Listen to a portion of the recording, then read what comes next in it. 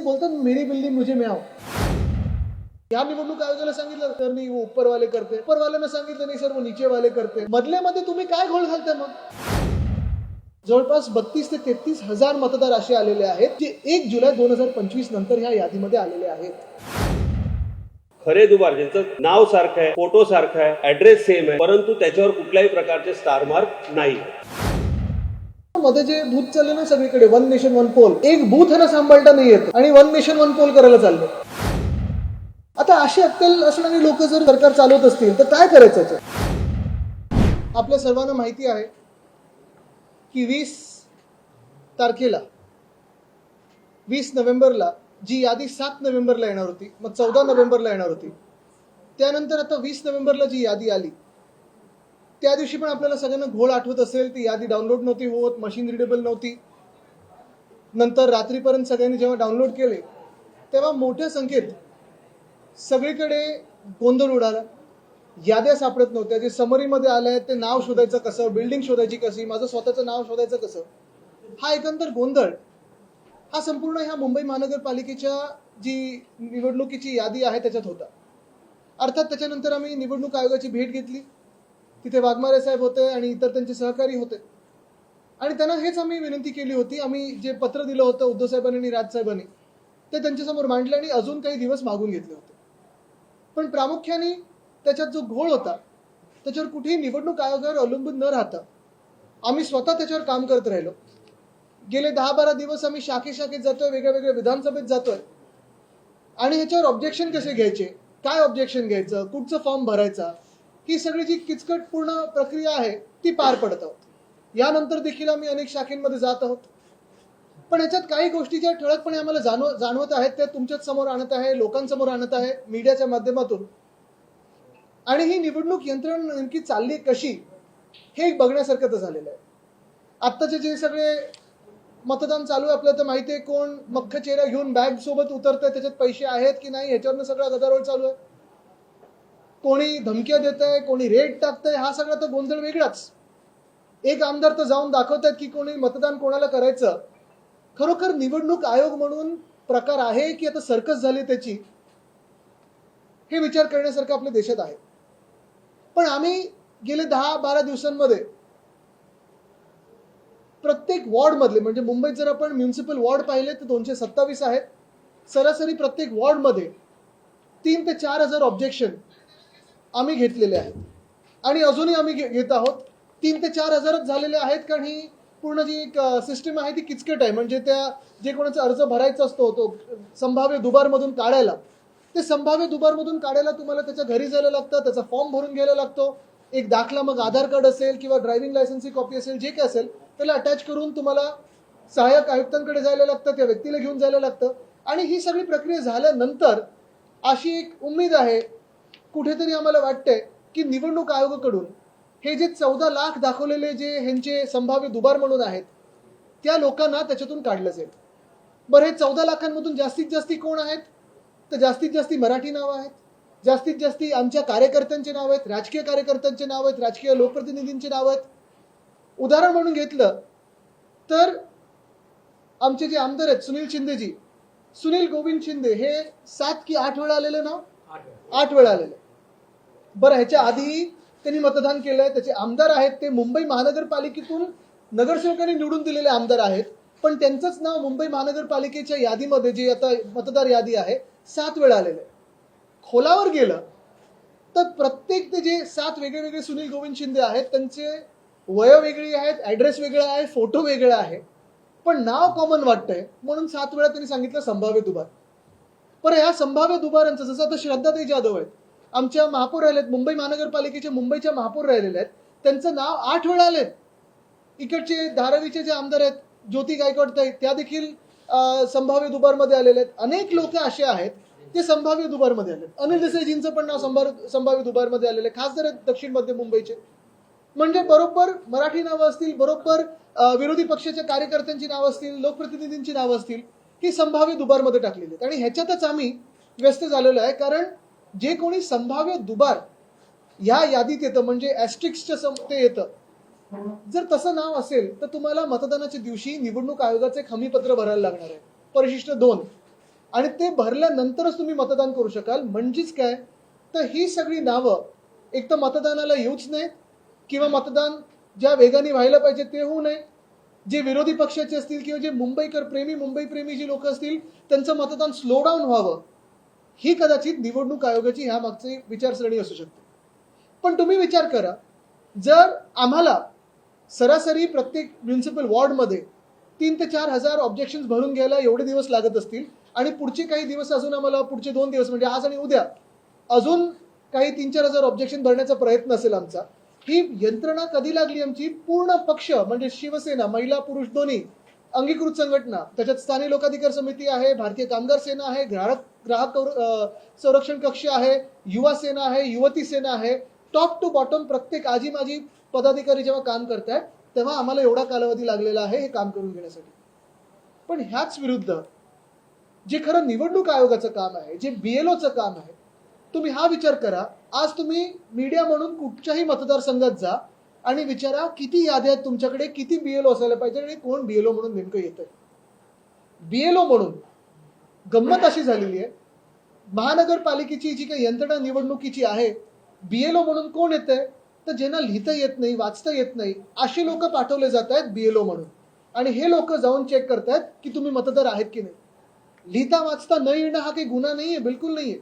परिस्थिती असेल म्हणून तसं ते पुढे तसं राहील असेल. पण एवढ्या महत्वाच्या कामासाठी जिथे तुम्ही प्रत्येक मतदार हा खरा आहे की खोटा आहे हे ओळखू पाहतात, तुम्ही लार्ज हाऊसहोल्डमध्ये जे 10+ लोक खरोखर राहतात की वेगळी वेगळी आहेत हे तुम्ही ओळखण्याचा प्रयत्न करताय, तिथे तुम्ही असे लोक पाठवताय ज्यांना यादी वाचता येत नाही, काही लिहिता येत नाही. तर नेमकं ही निवडणूक प्रक्रिया जी चाललेली आहे, मी केंद्रीय निवडणूक आयोगाला पण विचारत आहे, राज्याच्या पण निवडणूक आयोगाला विचारत आहे आणि स्थानिक निवडणूक आयोग जी मुंबई महानगरपालिकेसाठी आता कार्यरत आहे हे नाही विचारत आहे की नेमकं तुम्ही करता काय, पगार कशासाठी घेता, जे काही पगार येतात ते जनतेच्या पैशामधून येतात का म्हणून आम्ही तुमच्या सस्पेन्शनची मागणी करू नये, का म्हणून आम्ही कोर्टात जाऊ नये तुमच्या सस्पेन्शनसाठी, का म्हणून तुमच्या विरुद्ध आंदोलन करू नये, का म्हणून तुमच्या घरावर येऊन विचारू नये की तुम्ही आमच्या देशाची वाट का लावतात. एका बाजूला आपण पाहतोय गोंधळ तर सरासरी मोठा घातलेलाच आहे, पण दुसऱ्या बाजूला तुम्ही थट्टा उडवताय, सर्कस करून ठेवलेली आहे की ज्यांना लिहिता येत नाही, वाचता येत नाही, यादीत काय लिहिलंय हे कळत नाहीये, अशा लोकांना तुम्ही या सगळ्यात महत्वाच्या पवित्र काम, आपल्या लोकशाहीच्या पवित्र कामासाठी तुम्ही पाठवता. तसंच त्याच्याही पुढे जर तुम्ही जाऊन पाहिलं तर हा घोळ इथे थांबत नाही. पुढचा घोळ असा आहे, आणि हे परत तुम्ही सगळ्यांनी ऐकून घेणं गरजेचं आहे, पुढचा घोळ असा आहे की निवडणूक यंत्रणेत साधारणपणे 5,86,000 लोक, युनिक लोकांचे नावं दुबार तिबार 5 वेळा 6 वेळा आलेत म्हणून मुंबई महानगरपालिकेच्या यादीमध्ये 14 लाख वेळा दाखवले संभाव्य दुबार. पण ह्याच्या पलीकडेही जाऊन प्रत्येक शाखेत जेव्हा मी जातोय तेव्हा मला लोकांकडून कळतो एक फीडबॅक, काही काही असे आहेत संभाव्य दुबार जसं मी दाखवलं, जे खरोखर दुबार नाही आहेत, कॉमन नावे म्हणून संभाव्य दुबारमध्ये टाकले, पण काही काही दुबार आलेत त्यांच्या नावासमोर स्टारच नाहीये, त्यांना दुबार म्हणून ओळखलंच नाहीये. मग हे तुम्ही आळस म्हणून असं केलंय की थट्टा म्हणून असं केलंय की प्लॅनिंगने असं केलं तुम्ही की मुंबई महानगरपालिकेची जी सगळी निवडणूक यंत्रणा त्याची वाट लागावी, बट्ट्याबोळ करून ठेवलेला आहे. तसंच तिसरा जो एक फीडबॅक माझ्याकडे येतो तो म्हणजे लोकसभेच्या वेळी देखील आणि विधानसभेच्या वेळी देखील आम्ही ऑब्जेक्शन घेतलं होतं, अजूनही ते ऑब्जेक्शन तसंच्या तसं आहे. ज्या लोकांची जे मृत मतदार आहेत, मयत मतदार आहेत, जे डेड वोटर्स ज्यांना आपण बोलतो, बिचारे कधीच गेलेत, म्हणजे कोणी 90 मध्ये गेलं, कोणी 2000 साली गेलं, कोणी गेल्या 5 वर्षांमध्ये गेलं, त्यांचं डेथ सर्टिफिकेट देऊनही निवडणूक आयोगाने त्याच्यावर कुठेही कारवाई काही केली नाहीये. आणि विधानसभेत जेव्हा आम्ही आता अनालिसिस करत होतो, तो वोट चोरीचा गोल तुमच्या समोर लवकर आणूच, त्याच्यात पण प्रत्येक सीटवर कमीत कमी 4 ते 5 डेड वोटर्सनी बूथ वाईज मतदान करून गेलेले आहेत. ही वोट चोरी नाही तर काय आहे? हे मतदार कुठून आले, कोण आहेत हे जे गेलेले मतदार आहेत, मग त्यांच्या वतीने दुसरं कोण प्रॉक्सी वोटिंग करताय का? मतदान तुम्ही करू कसं दिलं? आणि इथे पण ह्या यादीत पण ऑन अन ॲव्हरेज जर तुम्ही पाहिलं तर प्रत्येक मतदारसंघामध्ये 80 ते 100 मतदार असे आहेत जे कधीच गेलेले आहेत पण त्यांची नावं अजूनही मतदार यादीत आहेत. ह्यांचं करायचं काय?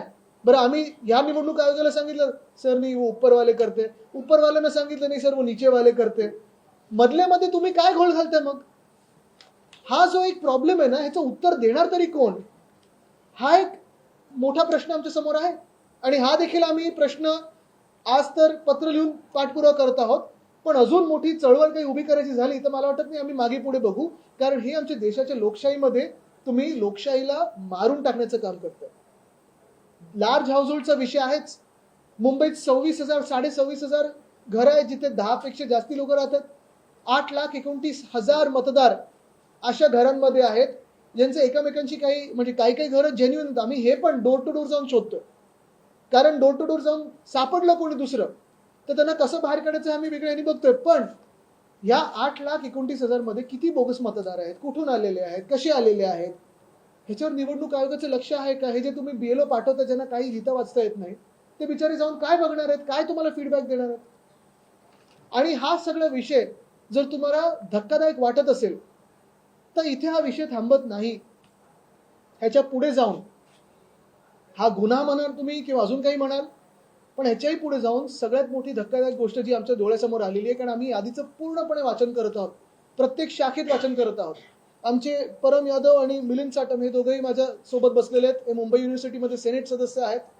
या दोघांनीही जो अभ्यास केलेला आहे आणि बाकीच्या यंत्रणेने जो अभ्यास केलेला आहे, शाखेतून आता फीडबॅक येतोय. तुम्हाला आठवत असेल ही यादी जी मुंबई महानगरपालिकेसाठी लागू असेल, मास्टर लिस्ट जी होती, निवडणूक आयोगाने काय सांगितलं होतं की 1 जुलै 2025 नंतर एक सुद्धा नवीन मतदार येऊ शकत नाही. बरोबर आहे? काय तारीख सांगितली होती? 1 जुलै 2025. आमच्याकडे आत्ता एक नजर टाकल्यानंतर, प्राथमिक नजर टाकल्यानंतर जवळपास 32 ते 33 हजार मतदार असे आलेले आहेत जे 1 जुलै 2025 नंतर ह्या यादीमध्ये आलेले आहेत. म्हणजे संभाव्य मतदारांचा गोंधळ. तुम्हाला संभाव्य दुबार मतदार जे आहेत, तुम्ही 14 लाख सांगताय, त्याच्याहूनही अधिक आहेत. जे तुम्ही ओळखलेले ते काही दुबार नाहीच आहेत, वेगळी लोक आहेत. डेड वोटर्स आता पत्ता नाही पण मतदानाला येत आहेत. जे लार्ज हाऊस होल्ड आहेत त्याचा काही आम्हाला माहिती नाही. BLO असायला पाहिजेत ते नाही आहेत. मग निवडणूक नेमकी चालवते कशी हा प्रश्न विचारत असताना हा जरा जो गोंधळ आहे तुम्ही जरा थोडं एक्सप्लेन करून माहिती द्या. नमस्कार. आमच्याकडे असे बरेचसे, म्हणजे माझ्याकडे नाही म्हणता 1,500 असे वोटर्स आहेत ज्यांचं मी तुम्हाला एक एक्झाम्पल म्हणून देतो. माझ्याकडे वॉर्ड नंबर 117 आहे. त्याचं प्रारूप यादीमधील नंबर आहे 48334.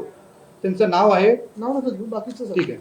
त्यांचं विधानसभेमध्ये जो झाली विधानसभा आपली, त्यात 156 नंबर विधानसभा, यादी क्रमांक 191, आणि त्याचा त्यावेळीचा वोटर नंबर होता 1245, जे BMCने आत्ताच्या प्रारूप यादीमध्ये डिक्लेअर केलंय. आता बघायला गेलं तर आम्ही जेव्हा वाचन केलं तेव्हा आपल्या यादीमध्ये जी 191 नंबरची यादी होती त्या शेवटचा वोटर हा 1144 1144. जर 1144 विधानसभेत होता आणि हा 1245 नवीन नंबर आला तर आम्ही त्यात पुढेही गेलो तर आम्ही हे सर्च केलं की 1 जुलैपर्यंत त्या यादीमध्ये किती नवीन वोटर्स ऍड झालेत. तर आम्हाला ते लक्षात आलं की 52 वोटर्स ऍड झालेत. म्हणजे दॅट टोटल्स कम्स टू 1196. जर टोटल मागच्या विधानसभेपासून आतापर्यंत 1196 वोटर्स झाले आहेत तर हा 1285 असा नंबर आला कुठून? जिथे साहेबांनी सांगितलं की इलेक्शन कमिशनने कुठली यादीच डिक्लेअर नाही केली, तर आणि हे BMCने डिक्लेअर केले 1245. तर हे नेमकं घोळ कुठला आहे? म्हणजे यादीपासून आपण 49 एक्स्ट्रा वोटर्स एका यादीत घुसवले गेलेत हे क्लिअरली दिसून येते. बरोबर आहे. नमस्कार. खरं तर ही गोष्ट नक्कीच आहे की BMCने ज्या आता प्रारूप याद्या दिल्या आहेत त्या स्वच्छ आणि ट्रान्सपरंट असल्या पाहिजेत आणि आम्ही त्याच्यावर फक्त काम केलं पाहिजे. परंतु आज परिस्थिती अशी आहे की आम्हाला त्याच्यामध्येच काम करावं लागते त्या नीट करण्यासाठी. आज पहिला विषय आपण दुबारचा म्हणू तर दुबारमध्ये जे खरे दुबार आहेत आणि त्याच्यावर स्टारच नाही झाले असे प्रत्येक वॉर्डमध्ये साधारणतः 600 ते 650 वोटर्स आहेत. आता साधारणतः मी नाव नाही घेत पण उदाहरणार्थ आमच्या वॉर्डमध्ये 12 नंबर प्रभागामध्ये 178 यादी आहे. त्या 178 यादीमध्ये एकाच व्यक्तीचं नाव आहे, एज तेच आहे, पत्ता तोच आहे, फोटो तोच आहे आणि एकाच व्यक्तीचं 2 वेळा नाव आलंय. 704 अनुक्रमांक आहे, 1075 अनुक्रमांक आहे. तसंच त्याच यादीमध्ये पुन्हा एकदा सेम व्यक्तीचं नाव आलेलं आहे 616 आणि 750 या अनुक्रमांकावर. म्हणजे अशा पद्धतीने प्रत्येक यादीमध्ये आणि प्रत्येक वॉर्डमध्ये, आता फक्त मी 12 नंबरचं उदाहरण देईन तर 12 नंबरमध्ये 529 खरे दुबार आहेत. खरे दुबार ज्यांचं नाव सारखं आहे, फोटो सारखा आहे, ऍड्रेस सेम आहे, परंतु त्याच्यावर कुठल्याही प्रकारचे स्टार मार्क नाही आहेत. परंतु याच्या बरोबर उलट संभाव्य दुबार म्हणून जे स्टार मार्क आहेत ते आमच्या पूर्ण, त्या फक्त यादीपुरताच मर्यादित नाही तर पूर्ण विधानसभेत नाही आहेत. पण त्यांना संभाव्य दुबार म्हणून ठेवलेलं आहे. आणि जसं साहेबांनी सांगितलं की त्यापैकी बरेचसे आमचे कार्यकर्ते सर, कार्यकर्ते म्हणून एखादं नाव घेऊ शकतो. विजय पवार आमचे स्वतः उपशाखा प्रमुख आहेत, आज एवढी वर्ष मतदान करतायत, कुठेही त्यांचं विधानसभेत नाव नाहीये दुसरं, परंतु त्यांना संभाव्य दुबारमध्ये घेतलेलं आहे. तर अशा प्रकारचा हा काय जो काही घोळ आहे हा जाणून बुजून केलेला आहे का? कारण की आम्हाला एक्सपेक्टेड असतं की एक स्वच्छ आम्हाला यादी तुम्ही तयार करून द्या, त्या यादीवर आम्ही काम करू. पण हे न होता या ठिकाणी यादीवरच आम्हाला कामाला लावलं. म्हणजे कुठेतरी असं आहे का की आम्हाला नको त्या कामांमध्ये अडकवून ठेवायचं आहे? तर हा कुठेतरी जो घोळ आहे हा लवकरात लवकर बीएमसीने याच्यावर कारवाई करावी. मुळात मुद्दा हा येतो की जर 1 जुलैला ही यादी संपत असेल तर मग हे घुसवलेले कोण आहेत मतदार, कुठून आलेले आहेत, कसे आलेले आहेत, कोणी घुसवलेले आहेत? आणि तुमच्या तरी यंत्रणेने जी आम्हाला यंत्रणा सांगत असते की आम्ही काही बदल करू शकत नाही, आम्हाला मास्टर लिस्ट आली तीच मिळाली, मग ही मास्टर लिस्टमध्ये घुसलेली नावं कुठून? कालावधी जो आहे तो संपत आलेला आहे. तर तुम्ही म्हणलं की खूप मोठा कालावधी लागतोय, तर तुम्ही आणखी मागणी करणार आहात कालावधी? आम्ही मागणी तर करणारच आहोत. माझी ही अपेक्षा राहील की इतर पक्ष देखील मागणी करतील, कारण इतर पक्षही ह्याच्यावर काम करत असतील अशी माझी अपेक्षा आहे. त्याच्यात आपण पाहिलं असेल, जे आम्ही आधी वोट चोरीचं दाखवलं ती निवडणूक होऊन गेल्यानंतर होतं, ती अकॅडमिक एक्सरसाइज होती. ही एक्सरसाइज आता लाईव्ह आहे. सजेशन ऑब्जेक्शनची वेळ आत्ता आहे. आणि एका बाजूने जर पाहायला गेलं तर आम्ही निवडणूक आयोगाची मदतच करतो ही सगळी यादीतले घोळ काढून. जर ते जेन्युइन इंटेंटनी काम करत असतील तर त्यांनी पुन्हा एकदा 7 दिवस वाढवून द्यावे, ही आमची मागणी तर राहीलच. पण दुसरं म्हणजे आम्हाला हे त्याचं उत्तर पाहिजे निवडणूक आयोगाकडून. बाकीचे विषय तर आहेत, म्हणजे डेड वोटर्सचं तुम्ही करणार काय, संभाव्य दुबार जे खरोखर दुबार नाही आहेत पण संभाव्य दुबार दाखवलेत त्यांचं काय, जे दुबार आहेत पण संभाव्य दुबारच्या यादीत नाही आहेत त्यांचं काय, बीएलओ जे जात आहेत, तुमच्याकडे यंत्रणाच नाहीये तरी तुम्ही सांगताय आमच्याकडे यंत्रणा आहे आणि 1 नेशन 1 पोलच्या गोष्टी करताय, ह्याचं काय? आणि हे जे घुसवलेले मतदार आहेत हे कुठून आले, कोणी दिले, कसे आले? याच्यात मास्टर लिस्टमध्ये जर नव्हते आणि मास्टर लिस्ट पकडून जर तुम्ही चालताय 30 जून 2025 ची, मग ह्याचं काय? एक मिनिट, ह्याच्यावर उद्या मग त्याच्यावर येऊ.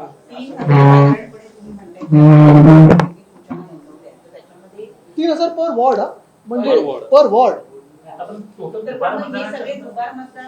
ह्याच्यात संभाव्य दुबार आहेत. नाही, तुम्हाला सांगतो, ह्याच्यात त्यांनी प्रोसेस अशी ठेवली आहे की संभाव्य दुबार जर असतील तर तुम्हाला त्यांचा अर्ज एक भरायला लागतो, परिशिष्ट 1, बरोबर आहे.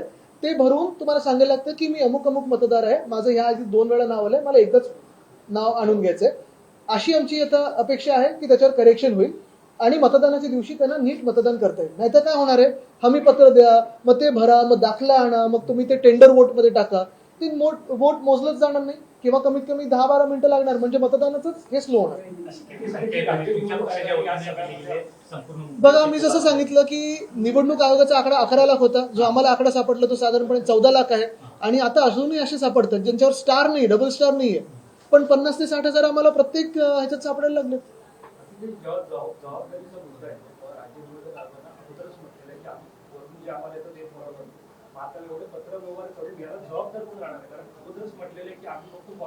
आम्ही सगळे ह्याचे बरोबर कागदपत्र गोळा करून ठेवलेले, प्रत्येक रिसिप्टचं स्टॅम्प असेल, सगळं काही असेल. वॉर्ड वाईज आमच्या सगळ्या शाखेनी, शाखा प्रमुखांनी ते स्वतःकडे ठेवलेलं आहे. पुढची जी कारवाई असेल, जर करेक्शन ह्याच्यात नाही झालं ती पक्ष तर ठरवेलच. आणि लिगली देखील जे काही तरतुदी आहेत निवडणूक आयोगाच्या कायद्यामध्ये, कोणाला सस्पेंड करायचं, काय चौकशी झाली पाहिजे, ते पण आम्ही पुरेपूर पाठपुरावा करणार आहोत. करेक्शन झालं किंवा नाही झालं तरी, कारण हा घोळ झालाच नाही पाहिजे होता. पहिलं आता बघू ना पुढचं काय करेक्शन करतात. 10 तारखेला पहिले 7 दिवस मिळतात का, आणि 10 तारखेला काय करेक्शन मिळतंय का? राज्याचे मुख्यमंत्री स्वतः या निवडणूक आयोगावर वैतागलेले दिसले आणि त्यांनी याचा संपूर्ण प्रकरणाचा एक कुठेतरी निषेध पण व्यक्त केला. ते म्हणाले की हा अमान्य आहे, कुठला कायदा वापरला आम्हाला माहिती नाही. ते बोलतात मेरी बिल्डिंग मुझे म्याव, तसं झालं. ते मध्ये रवींद्र चव्हाण पण गेले होते अंबरनाथ महापालिकेत. आता आज मुख्यमंत्री नाराज आहेत. मग तुम्ही मला सांगा, जर आता भाजप पण नाराज व्हायला लागली त्यांच्याच यंत्रणेवर, कारण निवडणूक आयोग त्यांच्याच ऑफिसमध्ये बसून काम करतं, मग नेमकं काय चाललंय? भरण्याच्या संदर्भामध्ये म्हणजे समजा एखादा व्यक्ती आहे ज्यांनी भरलेला नाहीये, प्रत्यक्ष मतदानाच्या वेळेला तिथे गेला, त्यांनी त्याचं हमीपत्र लिहून दिलं, त्या व्यक्तीचं नाव समजा दादरमध्ये आहे आणि परळीमध्ये आहे, तर ही संपूर्ण जबाबदारी दादरमध्ये शोधणार कसं तुम्ही? नाही, आणि ही संपूर्ण जबाबदारी त्यांनी मतदारांवर सोडून दिलेली आहे. अर्जही त्यांनीच करायचंय किंवा पण त्यांनीच भरून घ्यायचंय. परत खात्री नाही की तो पुन्हा दुसरीकडे जाऊन या सगळ्याच गोष्टी त्यांनी राजकीय पक्ष आणि मतदारांवर सोडलेल्या आहेत. तर मग जो एक्सरसाइज तुम्ही त्यांना करायला सांगितलेला होता तो कुठे सोडला? बरोबर आहे. आणि परिशिष्ट 2 जर आपण वाचलं तर त्याच्यात असं आहे, मी अमुक अमुक ह्या तारखेला ह्या मतदारसंघात ह्या निवडणुकीसाठी मतदान करणार आणि ह्या क्षेत्रामध्ये एकदाच मतदान करणार. म्हणजे त्याच दिवशी जर दुसऱ्या महानगरपालिकेत मी गेलो तर दुसऱ्यांदा मतदान करू शकतो. म्हणजे ह्याच्यापेक्षा मोठी गंमत अजून काय होऊ शकते. आणि हे जेव्हा आम्ही त्यांना दाखवलं त्यांनी पण मान्य केलं, पण पावर नाही. हेच उत्तर होतं. आपण चुका दाखवल्या.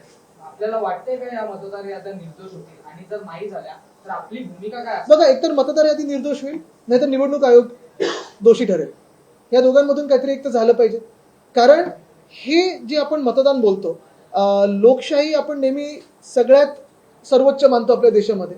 हे सगळ्यात पवित्र जर काम असेल तर तुम्ही ह्या कामासाठी एवढा गोंधळ घालणं, पूर्ण तुमची यंत्रणा वेगळी असते, पगार वेगळे असतात, पेन्शन वेगळे असतात, सगळं काही तुम्ही करून टीचर्सना, आता मी बघतो ना बाकीच्या ठिकाणी जिथे SIR होतोय किती प्रेशर टाकले त्यांनी BLOs वर. पण इकडे पण असंच होणार आहे. तुम्ही बघा, कारण हे BLOs जे पाठवतात ना, खरोखर आहे ना ती कामं जमत नाहीयेत. ते BLO बिचारे आमच्याकडे येऊन सांगतात की साहेब आम्हाला वाचता येत नाहीये, मदत करा, आम्हाला उत्तर वरती द्यायचंय. हे असं जर चालणार असेल तर निवडणूक तुम्ही कशी घेताय आणि का घेताय. आणि सुप्रीम कोर्टाने हे खरं बघितलं पाहिजे की हे जी सर्कस चालली आहे ना, ही कुठे ना कुठेतरी थांबली पाहिजे. निवडणूक आयोगाचे 3 निर्णय झाले. आचारसंहिता ज्या इलेक्शन आहे मतदानाच्या अवघ्या काही तासांच्या अगोदर संपलेले आहेत. त्यानंतर आज डिक्लेअर केलं जातं की संपूर्ण निकाल 22 तारखेला होणार. त्यामुळे अचानक हे आलेले निर्णय कसं पाहताय? कसं पाहते म्हणजे तो मुख्यमंत्री स्वतः नाराज आहेत. आम्ही काय बोलू शकतो त्याच्यावर. पण परत प्रश्न हाच येतो ना, मध्ये जे बूथ चालले ना सगळीकडे, 1 नेशन 1 पोल, एक बूथ ह्यांना सांभाळता नाही येते आणि 1 नेशन 1 पोल करायला चालले. कसं होणार.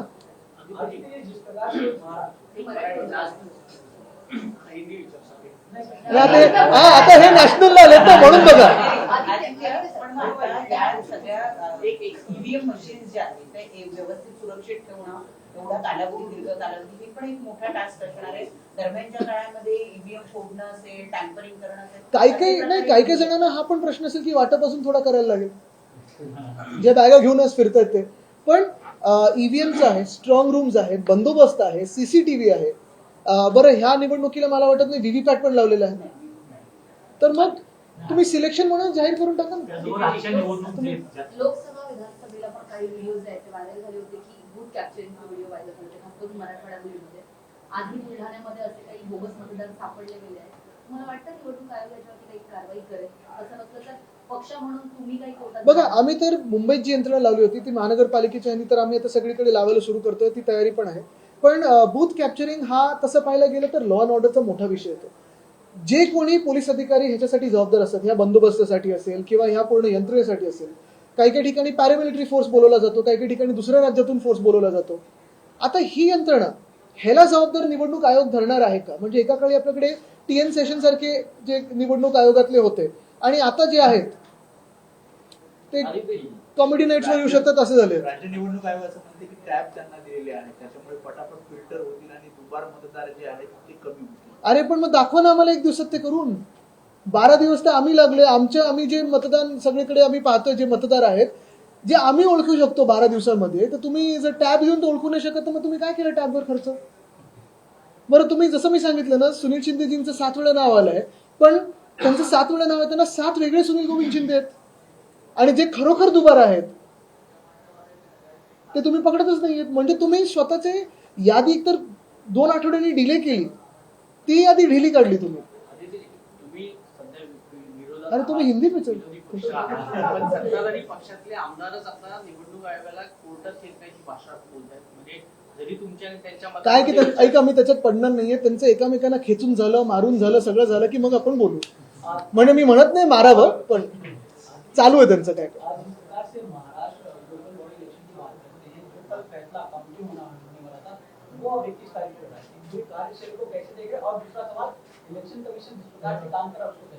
इलेक्शन कमीशन अभी तो एक जोक बन चुका है, एक सर्कस बन चुकी है. अभी के जो चुनाव शुरू हुआ, आप देखें तो हाल ही में आज ही उनका निर्णय आया कि सारी काउंटिंग अभी 21 तारीख को होगी. ये प्रोसेस में होते हुए ऐसे हो सकता है क्या, ये भी बात है. लेकिन दूसरी बात ये भी है कि जिस शहरों में चुनाव ही 20 तारीख को होने वाले हैं, तो अगर आज किसी शहर में काउंटिंग होगी तो क्या उस पर इम्पैक्ट हो सकता है ये भी सोचना उतना ही जरूरी है। तो इसलिए मैं पूरा दोष उनको नहीं दूंगा, लेकिन ये चुनाव जो आगे कर दिए, पोस्टपोन कर दिए, 20 तारीख को जो वोटिंग है वो किस वजह से हुए? क्या इसमें इनकी पूरी प्रक्रिया में खामियां नहीं है? क्या कोई इसमें तकलीफें नहीं है जो कोर्ट ने देखी? कोर्ट को अगर इसमें आना जरूरी पड़ रहा है तो फिर चुनाव आयोग क्या कर रहा है? और यही बात मैं मुंबई की कहना चाहता हूं, क्योंकि मुंबई में जो 7 नवंबर को लिस्ट आने वाली थी वो 14 को आने वाली थी, फिर 20 तारीख को आने वाली थी। 20 को शाम को जब लिस्ट आई हमने काम तुरंत ही शुरू कर दिया था, और हर एक लिस्ट में अगर आप देखें तो संभाव्य दोबार यानी पॉसिबली डबल ऐसे काफी सारे नाम पहले ही दिन दिख गए थे। बहुत सारे ऐसे भी बूथ है या बिल्डिंगें हैं या इमारतें हैं जो एक वार्ड से लेके दूसरे वार्ड में डाल दिए हैं। बहुत सारे ऐसे वोटर हैं जो बरसों से डेड वोटर्स हैं, उनके डेथ सर्टिफिकेट अटैच करके हमने दस्तावेज सारे दिए हैं उनके दफ्तरों में, जो चुनाव के दफ्तर है। लेकिन शायद सिर्फ भाजपा के कार्यालय से जो आता है वही देखते हैं, चुनाव के दफ्तर में आमतौर पे जो आता है वो देखते नहीं है, लेकिन उस पर भी कोई निर्णय नहीं है। ये सारी बातें एक तरफ, और दूसरी तरफ एक सबसे बड़ा गुनाह जो हमारे सामने आया, नजरों में आया, वो ये है कि हमें कहा गया था और आज भी कहते हैं चुनाव आयोग के लोग कि जो बीएमसी के लिए या सारे जो महानगर पालिका के जो चुनाव, 29 महानगर पालिका के जो चुनाव है, जो मास्टर लिस्ट है वो 30 जून 2025 तक ही है, यानी 1 जुलाई 2025 से कोई भी नया वोटर उसमें एनरोल नहीं हो सकता। लेकिन मुंबई में एक नजर उस पर अगर आप डालें तो हमें, हमारी नजरों में लगभग 30-35 हजार लोग ऐसे हैं जो उस लिस्ट में आए हैं जो 1 जुलाई के पहले नहीं थे। तो ये नए वोटर्स कहां से आए? ये नए वोटर्स किसने डाले हैं? शायद हमारे हो, किसी के भी हो, लेकिन फ्री एंड फेयर इलेक्शंस अगर चाहिए तो इसका जवाब भी आना जरूरी है कि ये नए वोटर्स कहां से आए। डबल नेम को लेके आपने कहा कि कार्यकर्ता और जो आपके लीडर्स हैं उनको टारगेट किया जा रहा है, क्या लगता है इसके लिए आप सरकार को जिम्मेदार मानते हैं? बीजेपी सरकार, अभी बीजेपी सरकार हो या इलेक्शन कमीशन, एक ही बात है, कोई अंतर है तो नहीं। तो इसमें अगर आप देखें तो सारे के सारे नाम जो संभाव्य दोबार में आए हैं वो आमतौर पर मुंबई में जो मराठी नाम है, जो कॉमन नेम्स होते हैं वो है, हमारे कार्यकर्ता है उनके काफी सारे नाम आए हैं, और जो ऐसे भी नाम है जो एस्ट्रिक्स नहीं है उनके सामने, संभाव्य दोबार करके नहीं दिखा है, लेकिन 2 बार 3 बार 5 बार एक ही लिस्ट में आए हैं। तो अगर हमें दिख सकते हैं तो क्या उनको नहीं दिख सकते? और उनका क्या यही एक मंसूबा है कि हम अपने नामों में ही व्यस्त रहे और उनके नाम ना देखें? महाराष्ट्र के मुख्यमंत्री खुद नाराज है उसके ऊपर। देखिए अभी आपकी आवाज बहुत सुरीली है।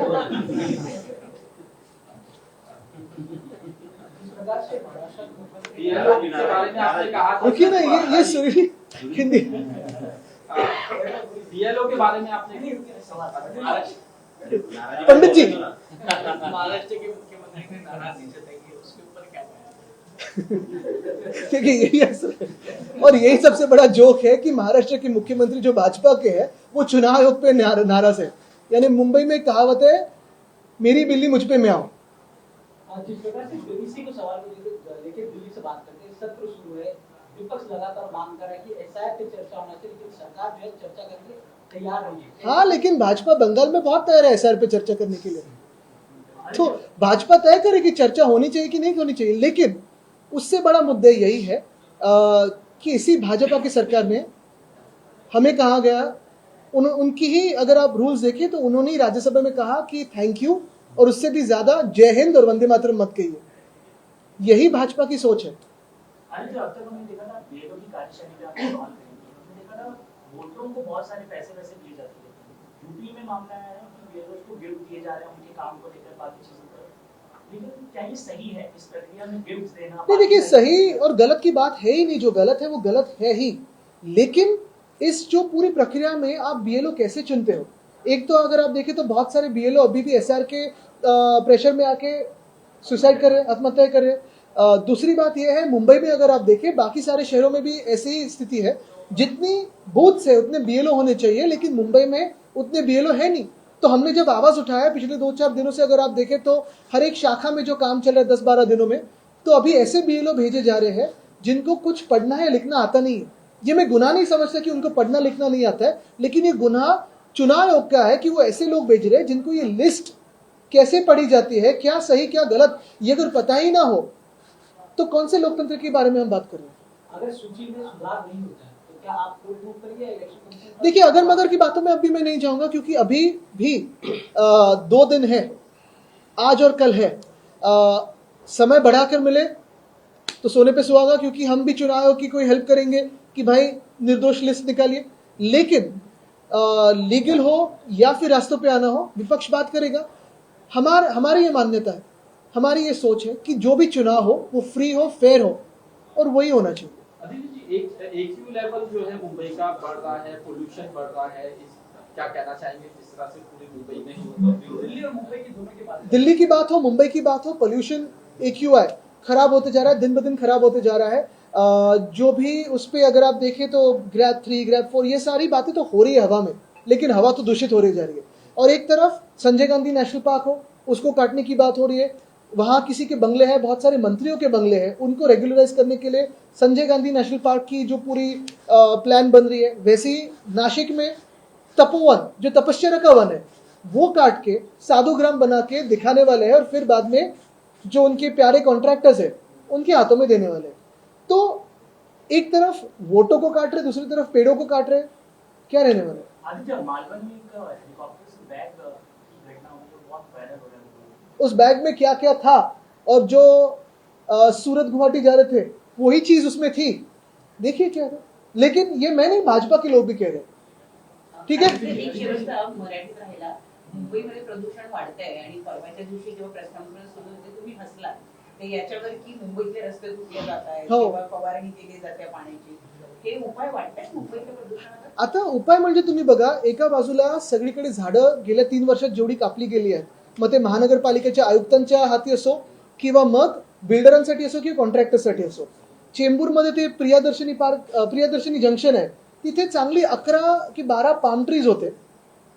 तिकडच्या स्थानिक आमदारांनी, म्हणजे कुर्लेचे स्थानिक आमदार आत्ताचे गद्दार आहेत, त्यांनी मस्त ब्युटिफिकेशनचं बोर्ड लावला आहे आणि काय केलं तर झाडे अर्धवट कापली आहेत आणि ते जे बार्क्स आहेत त्याला पेंटिंग केले ब्युटिफिकेशन म्हणून। आता अशी अक्कल असणारी लोक जर सरकार चालवत असतील तर काय करायचं याच्यात? त्यांचा मोठा पोस्टर तिथे, आधीचे जे गद्दार मुख्यमंत्री आहेत, तिकडचे आमदार आहेत, ह्या सगळ्या लोकांचं जर असे विचारसरणी असेल, तसंच पाहायला गेलं तर येऊरमध्ये ज्या मंत्र्यांचे बंगले, ज्या आमदारांचे बंगले, ते रेग्युलराइज करण्यासाठी संजय गांधी नॅशनल पार्कचा आता वेगळा प्लॅन बनतोय का? तर मग तिकडे झाडं कापू शकता, तिथे तुमचे स्वतःचे बंगले रेग्युलराइज करू शकता। तसंच नाशिकमध्ये तपोवन, आणि हे सगळं झाल्यानंतर डीप क्लिनिंग, पाणी पण कमी पडतं, ते पण मग उधळपट्टी सुरू, पैशाची उधळपट्टी, झाडं कापायची, जंगलं कापायची, आणि मग फवारणी, स्प्रेइंग हे सगळं सुरू होतं। त्यापेक्षा आत्ता जी वेळ आहे ती हीच आहे, बिल्डर आणि कॉन्ट्रॅक्टरची कामं तात्पुरता थोड्या वेळासाठी थांबवा आणि हवा जी आहे ती थोड़ी बसू द्या, प्रदूषण कमी हो द्या। आपने इंडिया पाकिस्तान मैच के लिए जो ट्वीट किया था, अब ये तय हो चुका है कि 15 फैब को इंडिया पाकिस्तान के साथ खेलेगी। हालांकि ऑपरेशन सिंधु का जिक्र हो रहा था, कैसे देखते हैं पाकिस्तान मैच? देखिए, कभी कहते हैं सिंध अपने देश में आएगा, 15 साल से कह रहे हैं कि LOC अपने देश में आएगा, जब युद्ध होता है तो सीजफायर होता है, और बाद में इंडिया पाक मैच शाहिद अफरीदी के साथ में बैठ के यही लोग देखते हैं, इनके ही बच्चे देखते हैं। और आज भी अगर देखें तो वो जो ग्रुपिंग है, भारत और पाकिस्तान को एक ही ग्रुप में डाला है, बराबर संडे को ही इनके गेम्स होंगे, ठीक है।